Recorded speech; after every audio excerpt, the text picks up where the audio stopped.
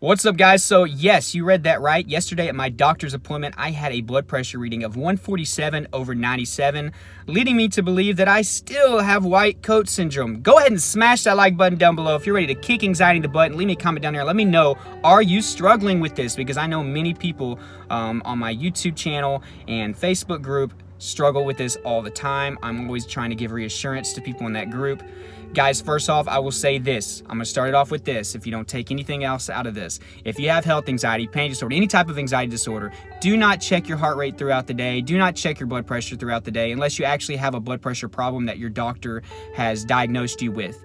Because anxiety disorder is going to make your blood pressure higher. It's going to make your heart rate higher. So stop checking it. You're only going to drive those numbers up higher, like I often did, by constantly checking it and worrying myself further. So do yourself a favor and don't do it. I consider this almost just as bad as Googling your symptoms. So just a little tip of the day. Do not do this. If you have an app that allows you to do this freely, easily, all day long, get rid of that app. No offense, and I'm not trying to take away sales from the people that created that app, but that's more so for people that actually have a blood pressure problem.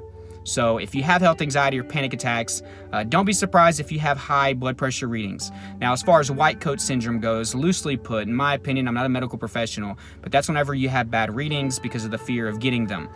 Heart rate, for example, for me would often be 15 to 20 points higher than it would be on a regular basis whenever I would go into the doctor out of fear that it would be high. I would work myself up before the appointment. Same thing with the blood pressure. That would happen to me all the time. I would get readings at least 20 points higher than they normally would be whenever I was feeling relaxed. So guys, that's normal with health anxiety. I know many of you are struggling with that. It was really bad because oftentimes the doctor, especially a new doctor that didn't know my situation, would look at me with concern. And now I hated that face of concern. Like, do you have blood pressure problems? What's your lifestyle like? And I'm sitting here trying to, hold myself together. And I ended up telling them, I have anxiety and I think that's what it is. And they're like, oh, okay. So that was something that I struggled with all the freaking time. So I just want you to know that you're not alone if that's what you went through. So yesterday I I wouldn't say worked myself up, but I was like, you know what? I'm tired of getting 130s and 140s when I go to the doctor to get my blood pressure checked when I know I don't have a blood pressure problem. So I'm going to try to do some deep breathing exercises before I go in, because the last time I went, I got like 135/85, and I was like, eh. And I don't get me confused, okay? Don't get it twisted. I don't worry about it after it happens anymore. It's just like a interesting thing that I wish didn't happen. I don't buy into that I have a blood pressure problem or anything.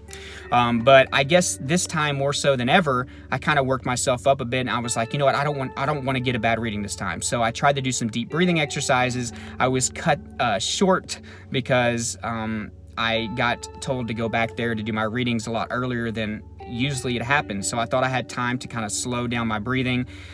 So that getting cut short kind of aggravated me, I guess, mentally. And I went back there, and then the minute the cuff went on, my chest got tense. It's funny. I don't have health anxiety anymore. I don't struggle with panic disorder. None of that. I don't worry about my health. I don't believe that I have a blood pressure problem. It's just a nervous tic or some muscle memory thing that happens. I have this weird natural stress, not natural, but I have a stress response that occurs whenever I get a blood pressure cuff put on me. That's something that I guess that I still struggle with. So if you're going through this, you're not alone. Apparently, I still deal with white coat syndrome. It's frustrating. I wish I didn't.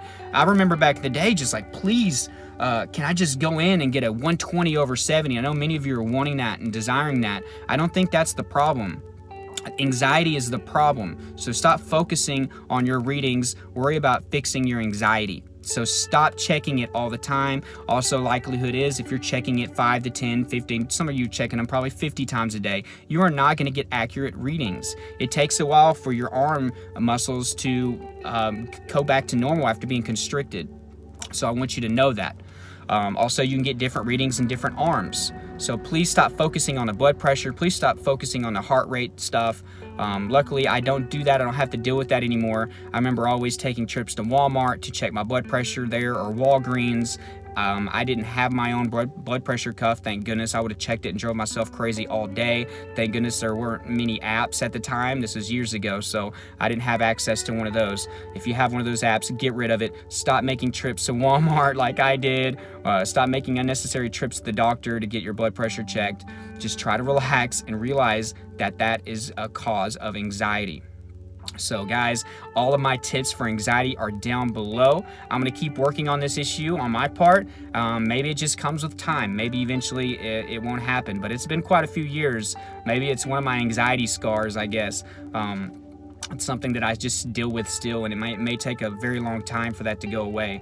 It's just funny. It's so funny how it happens, because I was even sitting there, and whenever my chest got tense, I was sitting there almost like chuckling to myself.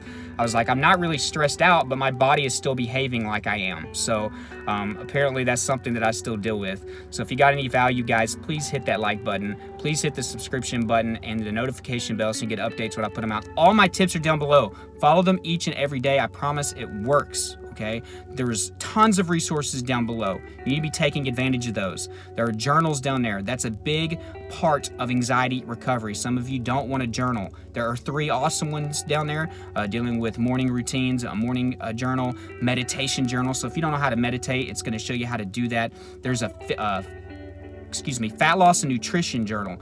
Get your diet correct, clean it up. There are many foods that lead to anxiety or flare up anxiety symptoms. I have a video that's on my homepage. Many of you have seen it. 8 foods that cause anxiety. So make sure you know what you're putting into your body on a daily basis. That journal is going to help you with that. Also help you get in shape. There's therapy down below. You get a free week trial. So if you haven't tried therapy and you've been suffering for a long time, why not try it out? It's online, so you can do it on your phone. You can do it at the house. You don't have to leave the house. Some of you have agoraphobia. Well, you can actually start it in your home. You won't have to fear of venturing out. And it's also cheaper than most in-person therapy. So give that a try. There's thousands you can choose from. All of my social media is down below, guys. I put a lot of uplifting quotes on there.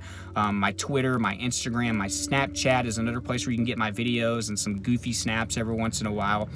The Facebook group is down below. We are growing so quickly. A lot of positivity is starting our rise in that group. I'm very proud of those guys. We're trying to change things in that group. So if you want to recover, go to that group. Also, my Patreon is down there if you want to support the channel. All the donations go in there. There's also a tip jar donation. I can't talk today. Jar down there. If you want to make any donations to the channel, it's very much appreciated. I hope you have a wonderful rest of your day and keep fighting.